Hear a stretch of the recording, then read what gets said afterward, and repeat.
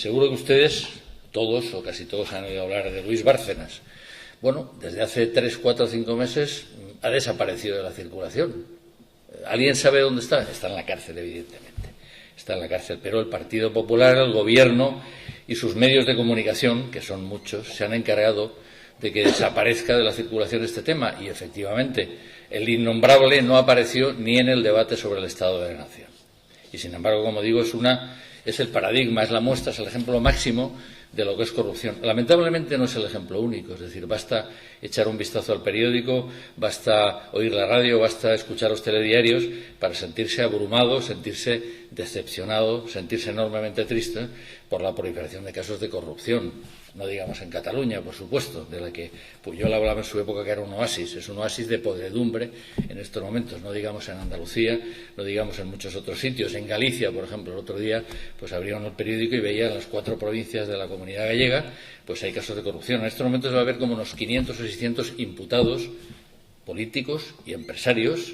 En la corrupción suele haber 2 partes normalmente. La corrupción tiene muchas formas, evidentemente, que van, como ha dicho Esperanza y Ramón, desde el amiguismo, ocupar instituciones con personas poco preparadas, hasta adjudicación de contratos, fraccionamiento de contratos, falta de transparencia, etcétera, etcétera. Pero normalmente en los casos más sonados suele haber 2 partes. Uno es el corruptor y otro es el corrompido, y eso muchas veces se olvida. Mientras haya impunidad, tanto política como judicial, es muy difícil acabar o por lo menos reducir esta alca. Es perjudicial socialmente, es perjudicial económicamente. Cuando se adjudica un contrato y la empresa adjudicataria paga una comisión del 2, 3, 4, 5%, eso no lo asume la empresa adjudicataria, eso va al precio, lo pagamos entre todos. Es decir, al final es el dinero de todos nosotros, por lo menos de todos los que pagamos impuestos, que desafortunadamente tampoco somos todos. Y esa es otra forma de corrupción. Y después también es perjudicial políticamente, porque perjudica a un tema fundamental, como ha señalado Ramón, que son las instituciones. Un país que no tenga instituciones que funcionen serias, respetadas por todos, transparentes, que sean ejemplares, pues ese país no funciona. ¿Se puede eliminar, o por lo menos reducir la corrupción?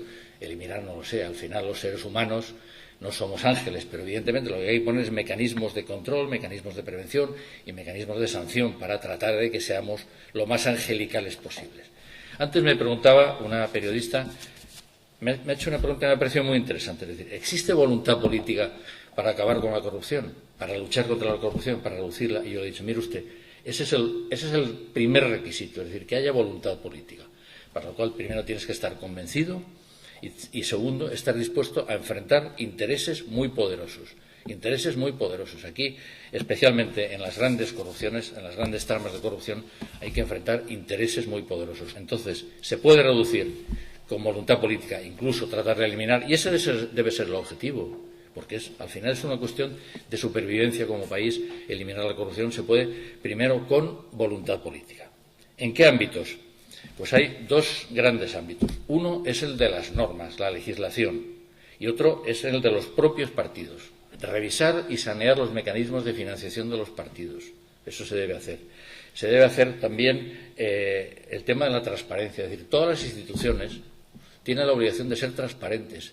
La transparencia de las instituciones, es decir, que informan, como decía Esperanza, de lo que hacen, no es una concesión graciosa del ayuntamiento de turno, es un derecho del ciudadano.